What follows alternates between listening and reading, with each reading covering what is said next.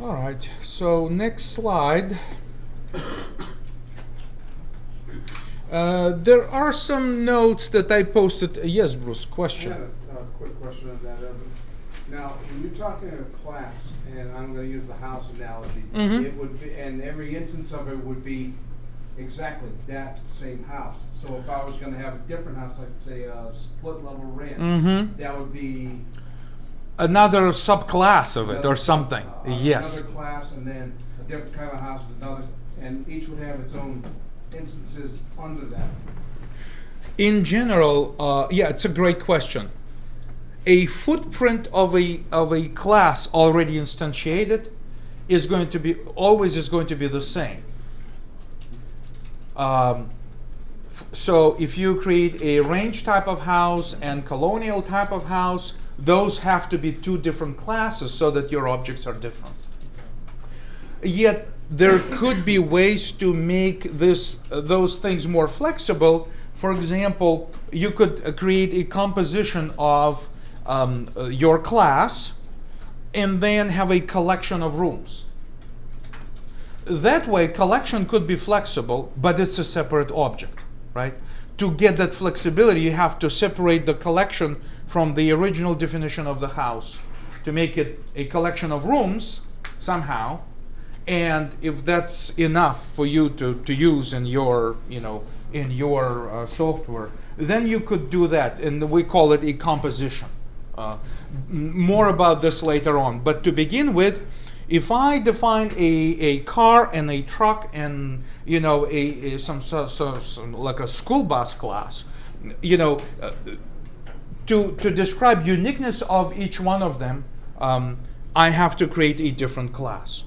At the same time, the good news is that there will probably be a lot of commonalities between trucks and cars and school buses, as well as ranch house and colonial house and some sort of a warehouse. There'll still be like the same set of communications, maybe utilities, maybe some legal documentation attached to it. In that sense, commonalities will always exist. And if they do, it's actually great news for us because we can then organize our classes into a hierarchical model. You can have a house on top of your hierarchy and derive from there, other types of houses. And they all will share the common base, but then bring in their unique qualities at the bottom of the hierarchy. So very, a very, very good question in that sense, Bruce. Thank you.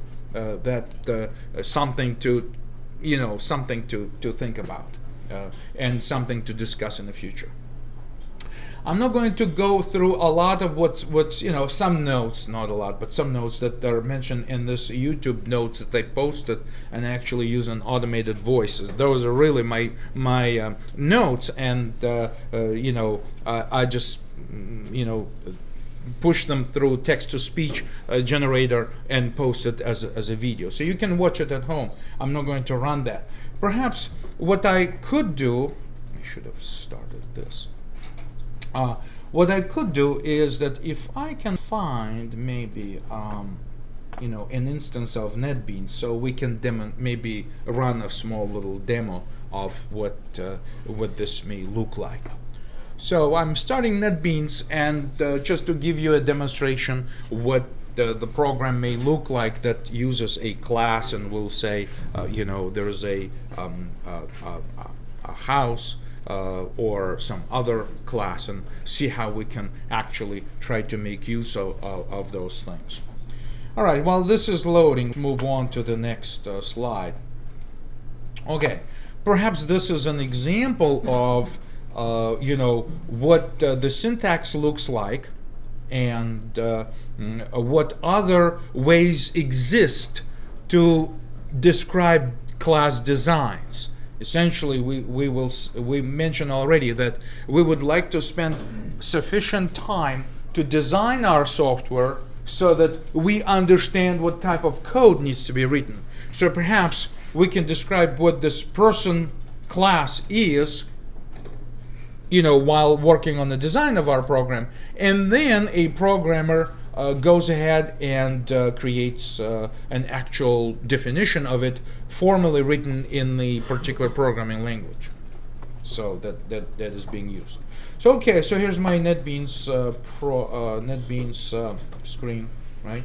So let me just say File, New Project, and I can jump again. So I can say Java Application, go Next, name it Class Demo, something like that. Navigate to my I think it was F drive, yes. Say F drive and CIS 123, for example, and use that. Maybe if I could create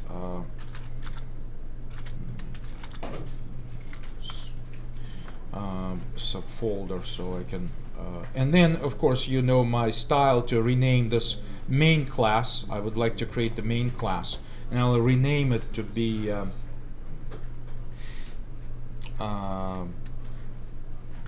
demo app. That would be the name of my class, demo app. So finish, right? It will hopefully it'll create all the subdirectories for me. So it did. I will close the start page, and what happens is that, as we did already in our Java class, we said, again, I am removing all these comments because they help me, you know, to save some screen space. But I will nevertheless Control C and Control V, you know, copy and paste the tail of my class and the tail of my main method. Okay, so I will save it now, and you can do it this way. Remember, we said that packages are useful to logically group source files together. In Java, we have packages. In C++, we have namespaces. There is just like package, a keyword in Java, there is namespace, one word, keyword in C++, which does the same thing. Basically says, let's keep those things under the same umbrella. And of course, you can have multiple namespaces in C++, and you can have multiple packages in Java. So for now, so this is why what's going to happen now is that I'm going to highlight the name of my package in the source tree on the left-hand side here, and I'm going to right-click, it's one of the ways, and say New Java Class. As you can see, this is first option that exists here. I can even create new packages and some other things like you know, forms and other things which are actually GUI interface classes. But I'm just going to create a plain class, and we can say I don't know, a house, right? We can say a house, and we can create this house in the same project, in the same name of the package, and carefully look at this path that is prompted here. It's not editable. Every time you edit the name of your class here, like I say, you know, house 22 or something, right? The name of the Java file also gets modified. So what happens here is that you can see that the structure of your NetBeans project is that you define the original path, and this is the name of our project, NetBeans project. It's a folder or directory on your file system.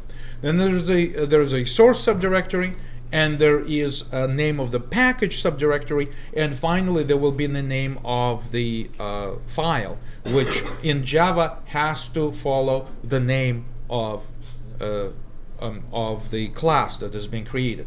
In C++, this is more relaxed. In C++, there are include directives where you can actually create absolute paths and most likely relative paths that could refer, you know, parent directories and then other subdirectories, and you can have more flexibility in terms of where your source files are located and what you name your files. So much less restriction in C++. But here it's very firm. And that's why I want you to know this is the way it is. Once you define your project, that's how your software is going to be organized, because Java requires it. It will require on every platform the same thing. So I created a class, and again, I will remove these comments. Typically I do require you to add comments in your homeworks, but here I'm just removing those comments, any automatically generated comments, so that I can focus on the parts that we need to discuss. So this is how house declaration looks like. I can then go ahead and say I could use a variable. I will use integer for the sake of simplicity. It could be square feet, right? The square feet part. And I could say maybe string type, right? It could be, string describing the type of the house I'm going to construct. And very typical part to use here would be to say public void. I will say a few words about that in a second. Set square feet, right? And it could take an input parameter, integer feet, right?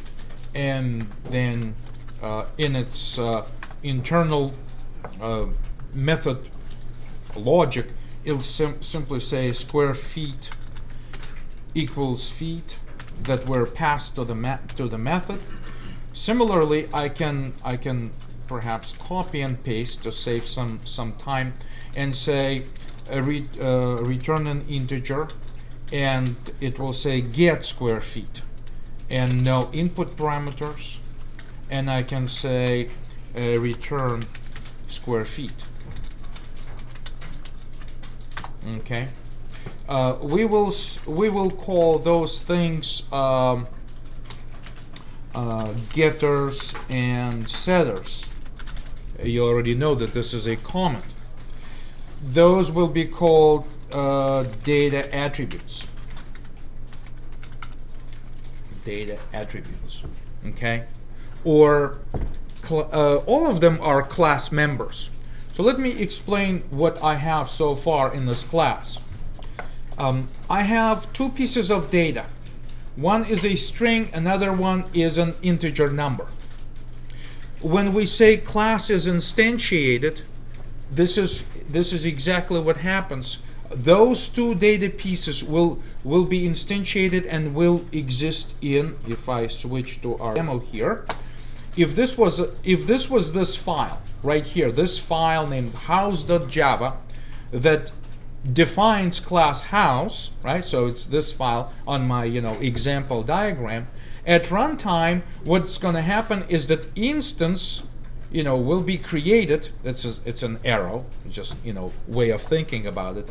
So when this house is created by the program at runtime, and I'm about to demonstrate what you have to do to instantiate it, I will use like a 3D box here to kind of emphasize that there will be two data pieces inside this box. One is this square feet, and then another one will be the type of the house.